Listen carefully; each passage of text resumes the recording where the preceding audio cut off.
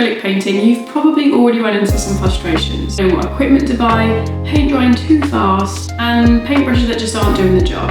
I'm here to give you the answers to your questions and to save you money. In this video, I'm going to be sharing my top 10 acrylic painting tips, helping you to paint more confidently and get the results that you'll be proud of. Have you ever walked into an art shop and immediately been faced with a wall full of paints of every brand and every colour, and you just didn't know where to start? Well, I have too, and I've tested and tried them all out.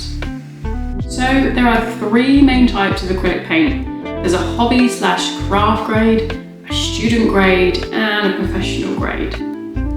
Hobby graded paints is for absolute beginners who want to try out acrylic painting to see if they enjoy it before committing and buying more expensive paints. The problem I found with these paints is that they are incredibly transparent and you have to use a lot of the paint to get good coverage. The colour pigments is also super weak, so your painting will just end up looking completely flat. Have you ever heard of the phrase, if you buy cheap, you buy twice? Well, that is exactly what this paint is. You'll need to use a lot of it to get good coverage and to actually make an impact on your art. So these paints cost around £10 for a pack of 12. I would rate these a 2 out of 10. Now, student grade paints are more affordable with stronger pigments. The vibrancy is good and the consistency is much better. Before I started painting with oils, the student grade is basically what I would use all of the time. These are definitely my go-to paints anytime that I would want to paint an acrylic. And I would rate them an 8 out of 10.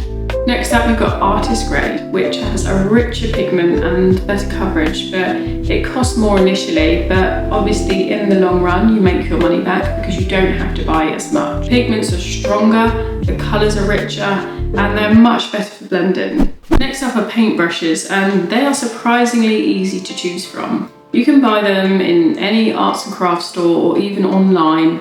You can get them individually or in packs. You can pick up a set like this for around £2 to £6. This one actually cost me £2 and there are 10 brushes in here. I always buy these and I have a whole ton of them, even in my professional paintings, including my oil paintings. There is a good variety in there. Ensure that your pack contains a filbert brush, a flat brush, and some round, smaller brushes.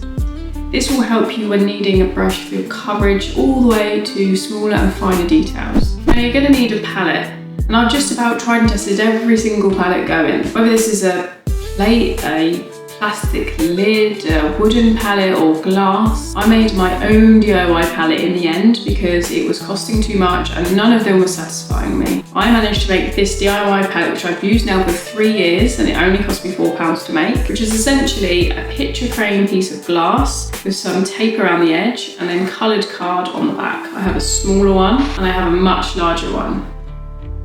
Alternatively, if you don't want to do this, another great option is to have some card or a surface that you can use and put plastic on the top. So when the paint's dry, you don't have to scrape them off. You can just take the plastic off, screw it up and chuck it away, and then you can start afresh the next time you get your paints out. Have you ever bought a canvas and when you held it up to the light, you can see almost directly through it? There will be lots of tiny little holes of light. That's because your canvas is cheap. And what happens with cheap canvases is when you paint on it, the paint will seep through the canvas material and it will make your painting look super dull. Also, when you hold it up, you're going to see lots of different little spots in it, which is going to completely ruin your painting. There are two things that you can do to avoid this. Firstly, buy a little bit more expensive canvas with a GSM of over 300. This means that the weave material is tighter and closes the little holes in the canvases so that the paint won't seep through. The second thing you can do is just use gesso. And this is going to help prime your canvas and stop the paint from seeping through to the material. This will keep your paintings super vibrant. This brings me nicely to priming the canvas.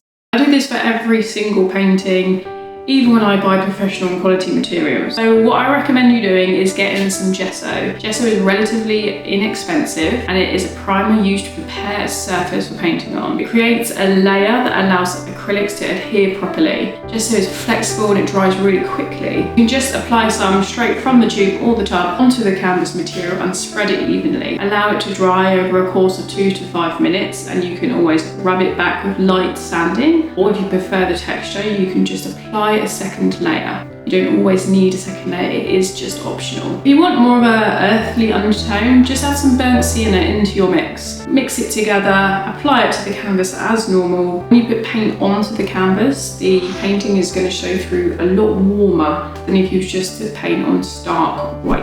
Keeping paints wet with acrylic painting is one of the biggest problems that most artists face. And this is good if you want to build up the layers of a painting because you can go back and forth with it. It's also good if you make a mistake, you don't have to wait too long to be able to correct it. However, if it does dry too quickly on your palette, here are a couple of things that you can do. Firstly, buy a stay wet palette. These palettes are really good for keeping paints wet for 2 to 3 weeks if necessary. There's a moisture inside of the tub on a piece of foam so that the acrylic paints don't basically become hard. You can also buy a spray bottle with water and just spray it over the top of your palette to keep them moist. Or you can use something like a fluid retarder, which is sort of what it's like when you're working with oils, that the paints on the palette just stay wetter for longer. The last thing that you could do is just to apply more paint to the palette. If you just put a little bit down, the air is going to get to it quite quickly and it will dry quicker. If you put more on, there is more substance to dry. So I would just recommend putting a little bit more on the palette.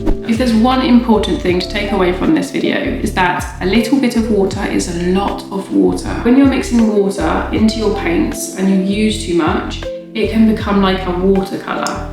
Now the problem with that is that acrylic paints are already quite transparent. So when you add water, it becomes more transparent, which then in turn means you need to use more paint for coverage. What I advise you doing instead would be to dip the tip of your paintbrush into the water, squeeze out the remaining, and slowly add it to the mixture on your palette. If you need more, you can add more, but you can't take water back out. So acrylics are water-based, which means there is always going to be an element of transparency with each layer. To create a vibrant painting, you need to paint in stages. This helps to build the painting up, and you can colour correct as you go along. If you need information on this, there is more videos that describes this model. Paint what you see and not what you think you see. If you take an image, for example, and you pick out one of their colours, it is not what you initially think. When we were in school and we painted or drew pictures, we painted the sky being blue, we painted the grass being green. But if you want to be a professional painter, that is not the correct way to paint. There are many different hues and values and chromas of a colour that you can't just paint green. This is where you can't paint out of the tube and you must colour mix. This is why you must paint with what you see and not with what you know. However, if you paint from like a reference photo, for example, you're going to change the value and the tone and the chroma of that colour. It's going to be more realistic to life. Number 10 is all about cleaning up, and this is the most important aspect of painting because this is how you're going to keep all of your equipment usable for the next time. As soon as you're finished painting, the most important thing to do is to clean your equipment. You do not need to use hot water, you can just use cold water. Make sure you dry them off properly with a rag or a clean cloth or some paper towels. Leave them to dry flat. You don't want to stand them up because the water will seep through and basically make the bristles come apart. Any surfaces that you've painted on, like your palette for example, either take the plastic covering off or clean the surface of your area because it's going to be really hard to take it all apart once it's dried. Now I know I said this is 10 top tips, but I've got a bonus for you. So number 11, varnishing. If you want to either display your work where it's not going to be damaged or you want to sell it, the best thing that you can do is varnish your painting. You can get this from any art shop or you can buy it online, and all you need to do is pour a small amount over the surface of your painting.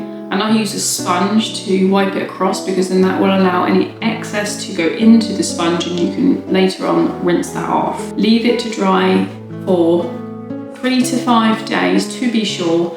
You'll feel when it's done because it won't be sticky anymore and it will be completely dry. The bonus of varnishing is it will just shimmer and shine in the light and it looks fantastic. It also protects the painting from any UV rays so that it doesn't suck the colour out. Thank you for watching, and I really hope that these tips were helpful to you or even interesting. Maybe you have learned something new. If so, drop me a comment below and I'll see you back next time.